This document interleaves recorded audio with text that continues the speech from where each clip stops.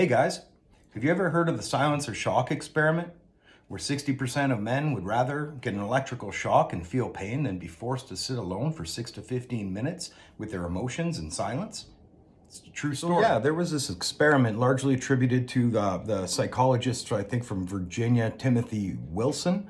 And he did something like 11 experiments where he sat with men and women, and he did these experiments to find out whether people were comfortable. They had an option. They could sit for, I think it was like 6 to 15 minutes in silence, just processing what's going on inside them, or they could administer themselves a painful shock.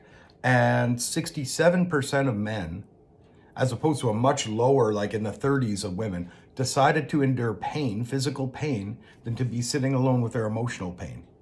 And I think this is super valid when we talk about sobriety and living in a world for men and young men that's actually been conditioned that we are not supposed to be emotional. We're not supposed to process our feelings. We bundle them up in a little black ball and just wait for it all to explode.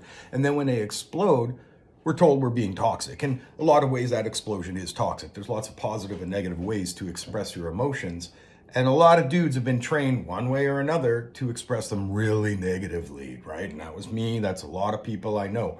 But the simple fact is, and people don't talk about this enough, is that this is coming from all angles. Not only did it come from our dads who got it from our granddads, they also got it from their peers, but we also get it from our partners. If we're not stepping up to be the stoic man that can handle anything and, like, God forbid you cry in front of somebody, they question your manhood. So men are conditioned to endure the physical pain instead of enduring the emotional pain. We don't react to emotional pain. We don't handle emotional pain that much.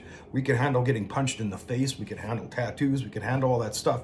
And you're not allowed to cry. So men in this study would rather go through an electrical, physical pain than endure any emotional pain. That discomfort of sitting alone with yourself was just too much.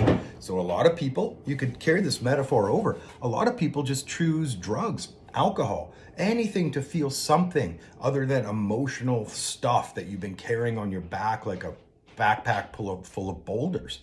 So where do we go from here? How do we resolve this? And how do we make better human beings? We're all a work in progress, but I think it's an interesting thing to remember. Far, far more men would rather feel physical pain than emotional pain. What's going on?